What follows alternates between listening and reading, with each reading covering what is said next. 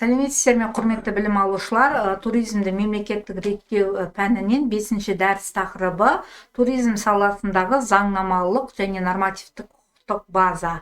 Лекция мазмұны бұл туризм саласында заңнамалық база, нормативтік құқықтық актілер және құқықтық реттеудің маңызы. Дәрістің мақсаты бұл туризм саласында заңнамалық және нормативтік құқықтық базаның мазмұнын ашып көрсету және оның туризмді мемлекеттік реттеудің рөлін түсіндіру.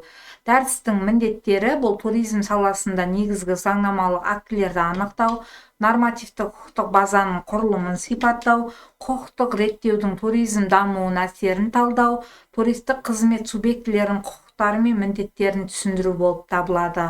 Жалпы дәрістің кіріспесіне келетін болсақ, бұл туризм саласында тиімді және қауіпсіз дамуы бұл берік құқықтық негізге сүйенеді. Заңнамалық және құқықтық нормативтік база бұл туризм саласының қатынастарды реттеп, туристердің, кәсіпкерлердің мемлекеттік мүдделерін қорғауға бағытталған. Сондықтан бұл базаны маңызы ерекше болып табылады. Туризм саласында заңнамалық база бұл туризм қызметін реттейді, негізгі заңдар мен құқықтық нормалардың жиынтығы. Ол туризм саласында қатынастарды заңды негіздерін қалыптастырып, мемлекеттік туристер және кәсіпкерлер арасында өзара қатынастарды реттейді. Және Қазақстан Республикасының саласын реттейтін негізгі заңнамалық құжаттар бұл Қазақстан Республикасының Конституциясы. Конституция бұл барлық салалар үшін ең жоғарғы құқықтық күшке ие құжат. Ол азаматтардың демалу құқығын, кәсіпкерлік қызмет еркіндігін, мемлекеттің экономикалық және әлеуметтік саясатты негіздерін айқындайды. Келесі бұл туристік қызмет туралы. Қазақстан Республикасының заңы. Бұл заң туризм саласын тікелей реттейтін негізгі салалық заң болып табылады. Бұл туристік қызмет субъектілерінің құқықтары мен міндеттерін, туристік реттеу тетіктерін, туризмді мемлекеттік реттеу негіздерін белгілейді. Үшінші, азаматтық кодекс және басқа салалық заңдар. Бұл азаматтық кодекс туристік қызмет көрсету кезеңіндегі шартты қатынастарды, талаптардың жауапкершілігін, дауларды шешу тәртібін реттейді. Сонымен қатар еңбек, салық, экологиялық заңдарда туризм саласында қолданылады. Бұл заңнамалық базаның маңызы, бұл заңнамалық база туризм саласындағы негізгі құқықтық нормаларды белгілейді, туристік қызметтің заңдылығын қамтамасыз етеді, саланың тұрақты және қауіпсіз дамуына негіз қалайды. Осылайша туризм саласында заңнамалық база туризмді мемлекеттік реттеудің іргетасы болып табылады, яғни саланың тиімді жұмыс істеуін қамтамасыз етеді.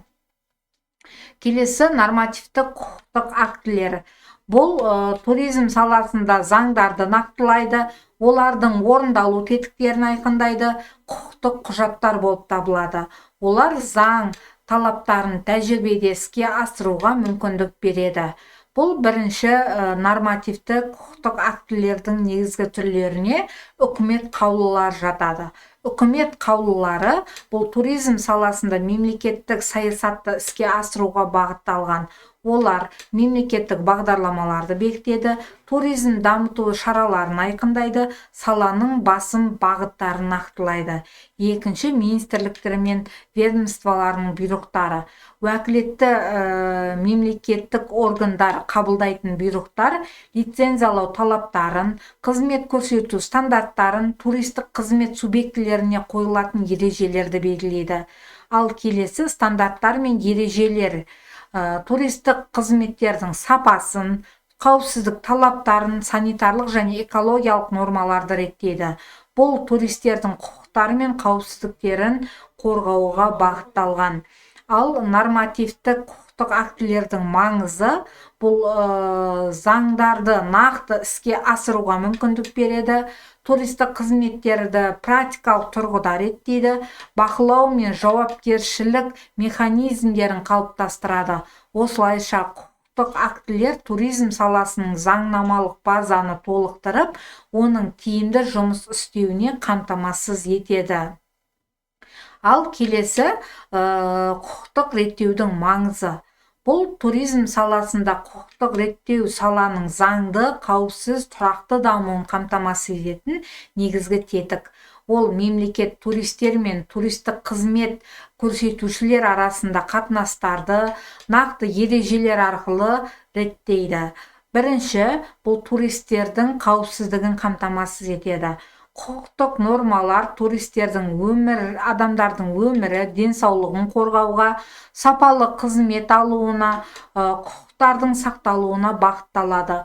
Бұл туристердің елге деген сенімділігін арттырады. Екінші, туристік қызмет сапасын бақылайды. Заңдар мен ережелер бұл туристік көрсетушілерге нақты талаптар қояды. Соның нәтижесінде қызмет көрсету стандарттары сақталады, сапасыз қызметтердің алдын алады, тұтынушылардың құқықтарын қорғалады. Үшінші, кәсіпкерлер үшін құқықтық жағдай. Құқықтық реттеу бұл туристік бизнес үшін айқын және тұрақты ережелерді, әділ бәсекелестік ортаны, инвестициялық тепе-теңдікті, яғни сенімділікті қалыптастырады. Бұл кәсіпкерлердің дамуына оң әсер етеді. Ал келесі, туризм саласындағы дауларды реттеуге мүмкіндік береді. Бұл құқықтық база турист пен турфирма арасында, кәсіпкерлер арасында, мемлекет пен бизнес арасында дауларды заңды жолмен шешуге мүмкіндік береді. Осылайша құқықтық реттеу туризм саласының қауіпсіз, сапалы және тұрақты дамуына негіз бола алады. Жалпы бүгінгі дәрісімізді қорытындылайтын болсақ, бұл туризм саласында заңнамалық және нормативтік құқықтық база туризм мемлекеттік реттеудің негізгі тірегі болып табылады. Ол туризм саласының заңды, қауіпсіз, тиімді жұмыс істеуін қамтамасыз етіп, ұлттық туристік нарықтардың дамуына ықпал етеді. Бүгінгі дәрісіміз бойынша бақылау сұрақтары және әдебиеттер тізімі көрсетілген. Бүгінгі дәрісіміз аяқталды. Назарларыңызға рахмет.